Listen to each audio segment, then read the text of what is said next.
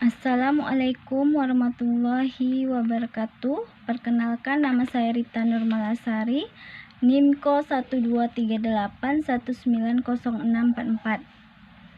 Hari ini saya akan membuat video tentang 5 aspek terpenting dalam buku perencanaan pembelajaran di sekolah dasar untuk memenuhi tugas mata kuliah desain pembelajaran. 5 aspek terpenting. Yang pertama, hakikat perencanaan dan pembelajaran.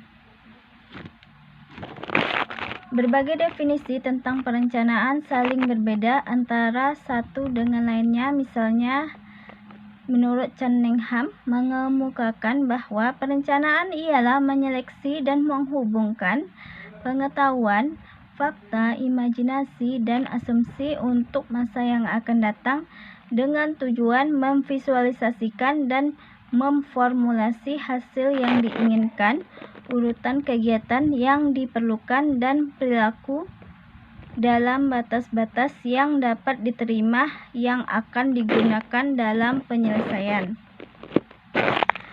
Menurut Steller, bahwa perencanaan adalah hubungan antara apa yang ada sekarang dengan bagaimana seharusnya, yang bertalian dengan kebutuhan, penentuan tujuan, prioritas program, dan alokasi sumber. Selanjutnya, menurut Robin menyatakan bahwa perencanaan adalah suatu cara untuk mengantisipasi dan menyeimbangkan perubahan. Jika dilihat ketiga definisi tadi memperlihatkan rumusan dan tekanan yang berbeda, namun pada hakikatnya ketiganya bermakna sama, yaitu sama-sama ingin mencari dan mencapai wujud yang akan datang. Selanjutnya, pembelajaran. Pembelajaran menurut Dengeng adalah upaya untuk membelajarkan siswa, dan menurut Uno bahwa pembelajaran memiliki hakikat perencanaan atau perancangan sebagai upaya untuk membelajarkan siswa.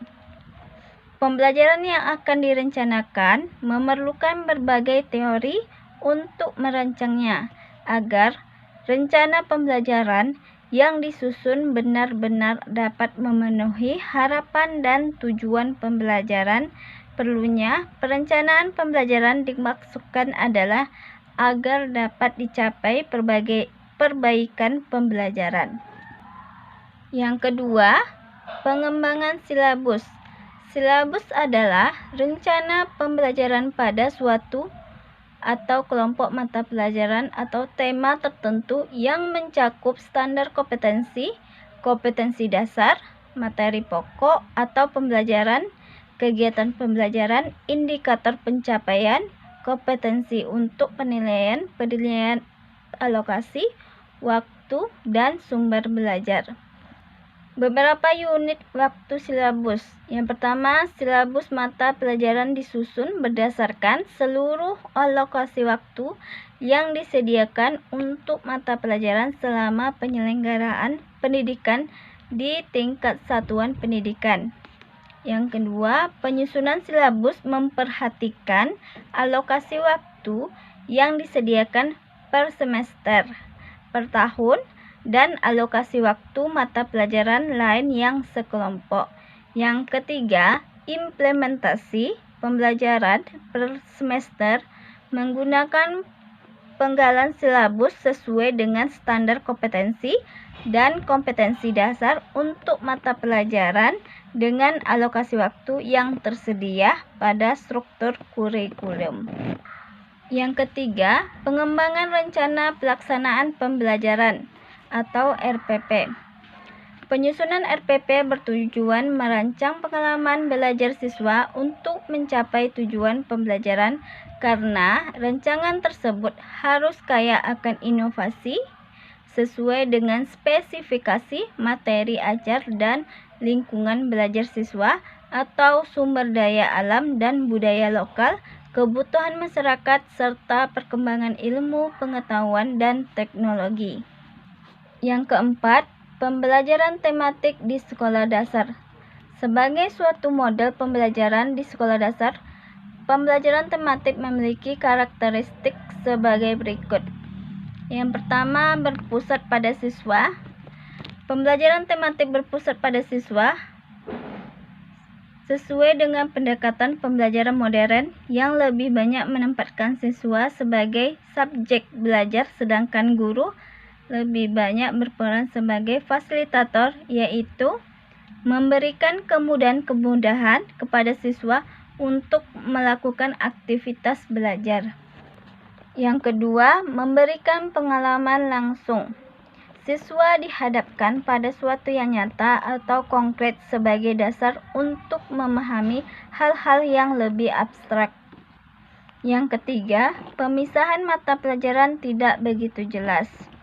Fokus pembelajaran diarahkan kepada pembahasan tema-tema yang paling dekat dengan berkaitan kehidupan sehari-hari siswa.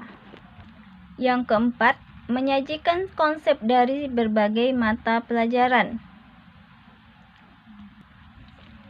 Siswa mampu memahami konsep-konsep tersebut secara utuh untuk membantu siswa dalam memecahkan masalah-masalah yang dihadapi dalam kehidupan sehari-hari. Yang kelima, bersifat fleksibel. Pembelajaran tematik bersifat luas di mana guru dapat mengaitkan bahan ajar dari suatu mata pelajaran dengan mata pelajaran yang lainnya. Yang keenam, hasil pembelajaran sesuai dengan minat dan kebutuhan siswa. Siswa diberi kesempatan untuk mengoptimalkan potensi yang dimilikinya sesuai dengan minat dan kebutuhannya. Yang ketujuh, menggunakan prinsip belajar sambil bermain dan menyenangkan. Yang kelima, penetapan kriteria ketuntasan minimal atau KKM. Kriteria ketuntasan minimal dijadikan dasar patokan nilai terendah dalam penilaian peserta didik. Jika peserta didik mampu mendapatkan nilai di atas KKM, maka dianggap peserta didik tersebut telah tuntas atau menguasai kompetensi yang dipelajari. Sebaliknya, jika ditemukan peserta didik mendapat nilai di bawah KKM, berarti perlu adanya perbaikan. Dalam menentukan KKM mempertimbangkan beberapa hal, di antaranya pertama, tingkat kemampuan rata-rata peserta didik. Yang kedua, kompleksitas kompetensi dasar. Yang ketiga, serta kemampuan sumber daya pendukung meliputi warga sekolah. Yang keempat, sarana dan prasarana yang mendukung proses pembelajaran. Sekian dari video saya, lebih kurang saya mohon maaf. Wabillahi taufik wal hidayah. Wassalamualaikum warahmatullahi wabarakatuh.